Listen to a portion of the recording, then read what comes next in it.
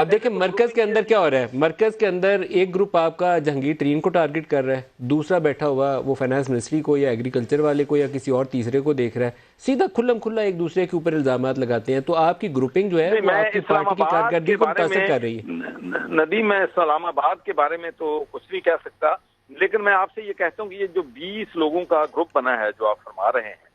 ان کے پیچھے مجھے بتاؤ کہ کسی میڈیا نے کہا ہو کہ کسی اس میں شاہ محمود صاحب کا کوئی تعلق ہو، اس میں چودھری سرور کا کوئی تعلق ہو، اس میں جہانگیر خان ترین کا تعلق ہو، اس میں ایون ہمارے اتحادی جو ہیں پرویز الہی صاحب ان کا تعلق ہو. وہ تو ایک سوچ کے تحت اکٹھے ہوئے ہیں کہ ہماری یہ بات نہیں سنتی، ایک انہوں نے ہم چودھری سرور خیال صاحب، جو میرا ہیں، خیال ہے کہ لیکن وہ پارٹی کے ساتھ میرا خیال لائل یہ ہیں. ہے کہ چودھری سرور، پرویز الہی اور یہ 20 ہم خیال جو ہیں یہ اپنی شکایت لگانے جہانگیر ترین کے پاس جاتے ہیں.